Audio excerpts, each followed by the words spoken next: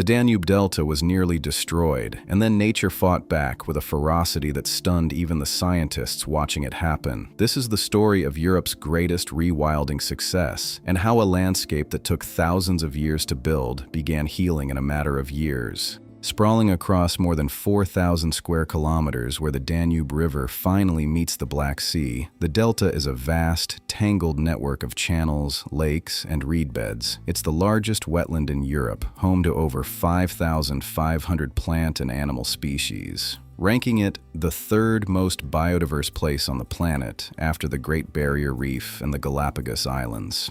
Nothing else in the Northern Hemisphere even comes close, and for decades, it was being systematically dismantled.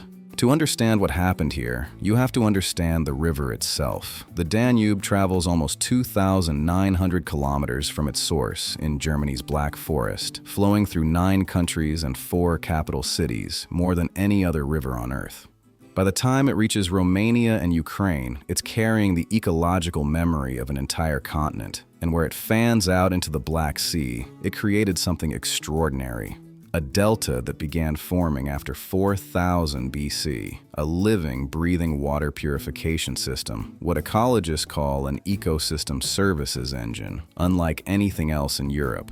312 bird species depend on this place. About half the world's white pelicans breed here. Over 60% of the world's pygmy cormorants nest in its reed beds. 90 species of fish swim its channels, including ancient sturgeon. The forest near Latea village, the Latea Forest, Europe's northernmost subtropical woodland, contain tropical creepers, seeds carried by migratory birds from Africa, creating the northernmost subtropical forest on the continent.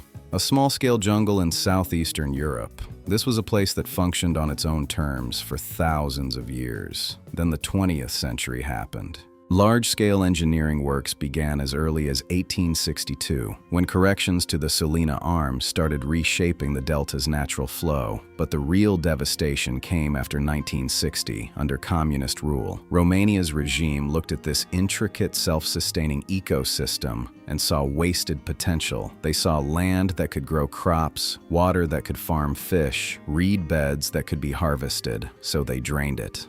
Massive polders were constructed, walling off sections of the delta behind earthen dykes. Wetlands were converted to agricultural fields, fish farms, and forest plantations. By 1991, agricultural land in the delta surpassed 100,000 hectares, meaning more than a third of the delta's surface had been altered. When the conversion finally stopped after the fall of Ceausescu in 1989, the diked area covered over 97,000 hectares. Roughly 22% of the entire delta. The consequences were devastating. Natural flooding stopped, wetlands dried out, fish stocks collapsed, which was deeply ironic given that up to 75% of Romania's national fish catches had once originated from the delta and its floodplains. Without water flowing freely, invasive shrubs took over grasslands that had been maintained for millennia by natural grazing, and those shrubs became fuel. Wildfires grew more frequent and more intense. As one Ukrainian reserve director described it, when the river was cut off, natural flooding stopped, wetlands degraded, fish stocks dropped, and wildlife declined. Without natural grazing, invasive shrubs took over, fueling fires that burned hotter and spread farther than ever before. The delta was dying, but the river had other plans. Recovery began almost immediately after the communist regime fell. In 1990, Romania created the Danube Delta Biosphere Reserve Authority. In 1991, UNESCO inscribed the delta as a World Heritage Site and designated it a wetland of international importance under the Ramsar Convention. These weren't symbolic gestures. They were the legal framework that would make everything else possible. The International Commission for the Protection of the Danube River, the ICPDR, became a key governance body coordinating transboundary restoration efforts across the region. The first real restoration test came on 2 of the biggest polders in Europe. Babina polder, at 2,100 hectares, was rehabilitated between 1994 and 1996. Chernovka polder, at 2,580 hectares, followed between 1996 and 1998. The approach was deceptively simple. Breach the dikes, let the water back in, and then step back. What happened next was remarkable. The delta didn't need to be rebuilt, it needed to be released. Once water flowed freely again, wetland vegetation returned, fish recolonized the channels, and birds came back to nest.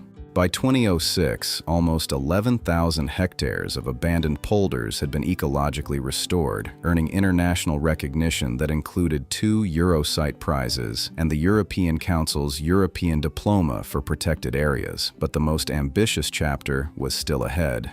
In 2009, restoration began on Ermakov Island, one of the largest islands in the Ukrainian portion of the delta. 300 meters of dykes were breached as part of a WWF initiative, reconnecting the island to the river's natural rhythms. Then, in 2018, a €2.1 million grant from the Endangered Landscapes Program accelerated the effort, targeting at least 40,000 hectares across Romania, Moldova, and Ukraine. Much of this work was driven by Rewilding Ukraine, the organization at the heart of the Delta's ecological recovery, led by conservationist Mikhailo Nestorenko. And this is where the story gets truly fascinating, because letting water back in was only half the equation. The other half was returning the animals that had shaped this landscape for millennia. Water buffalo hadn't roamed the Danube Delta for roughly 50 years, though archaeological evidence confirms they'd been present since the last ice age. In 2019, the first water buffalo were released on Ermakov Island. Konik horses followed. Hukal horses were placed on small Tataru Island.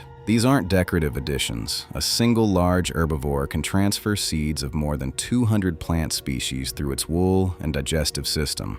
They graze back invasive shrubs, create pathways through dense vegetation, and, as one conservationist put it, they're nature's great engineers, delivering ecosystem services that no human intervention can replicate at scale. The most extraordinary reintroduction, though, happened on the Tarutino Steppe in southern Ukraine. In 2020 and 2021, 40 Asiatic wild asses, known locally as kulan, were released into a landscape they hadn't inhabited for several centuries.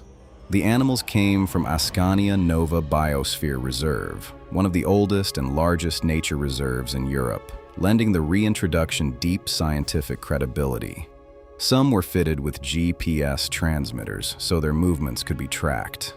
Then, in the spring of 2022, a team of conservationists scanning the steppe through binoculars spotted something that made them catch their breath. A tiny kulan foal trotting alongside its mother. The first wild kulan birth in the area in several hundred years.